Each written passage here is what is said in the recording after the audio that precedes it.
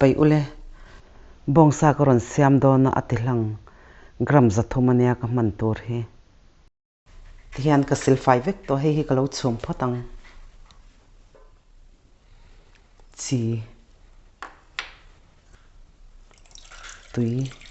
achim tok te kha ka zuk lei ve a tui hi chu kan du zat kan lei me anga hi ka lo chumang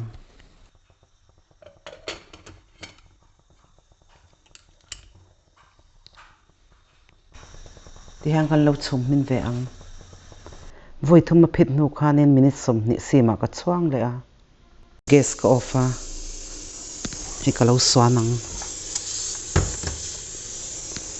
kan lo ngak dai ve photang kan enanga amin lo chuang kan chuang thale don ani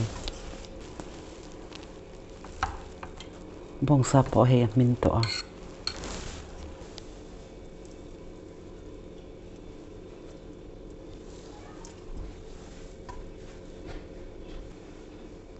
asa hi ti hian ka lo chan si nanga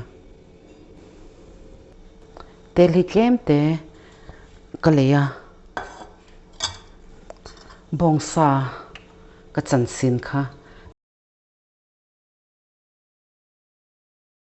hemi a hian thing marcha thir fian te chan ve ka tela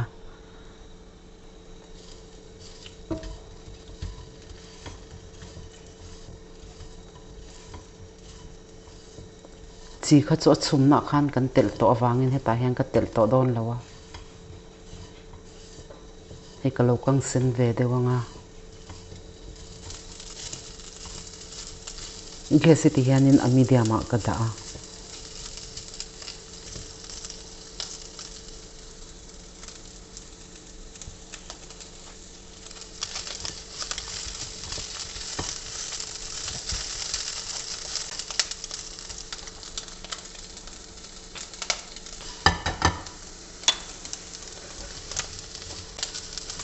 hianin minute som vel ka lo chok to a thing marcha po arim aron tui to lut to ka ka lo du to ka nga gas ka off a hi ka lo da yang bongsa po hi lo dai to a ta hian ka chunga chuanin purun sen pum khat tomato pum khat dhania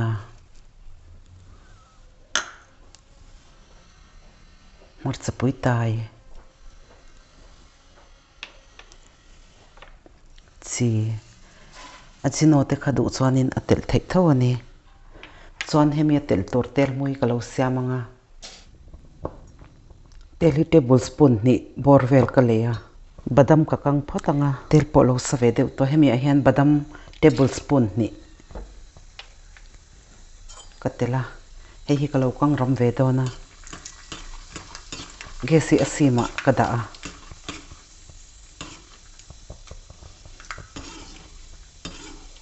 meyanat lu tok chuanin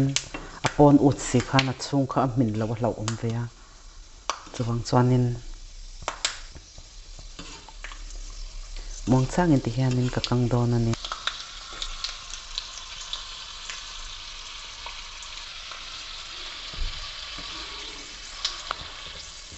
badam po ti hian lo min tha to ka lo phot chuakang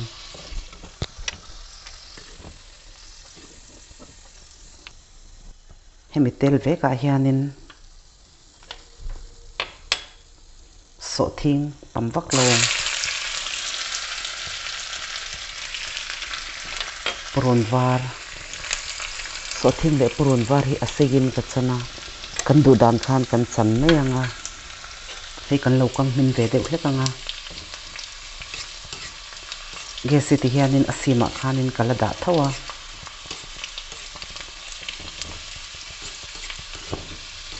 kan kang mui ve don ani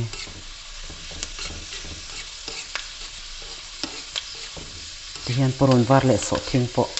alo min to a gas ka off a lo swananga chuan hemi a hianin badam kan mui kha katela chuanin tel mui ne dewin kalau cho palang a thak dan te a al dan te a han dan te kha chu mani du dan khan kan siam me anga te anga bongsa salat han siam hi atui lutuka atui ro kha chu ti khanin du le su pa kan siam anga khati top po khanin a in thei thawa hian kalau cho pol thato kalau cho pol zo to a thain ti zong te ni chuan in lo siam ve don ania ka channel min lo clear saka wangin kalawme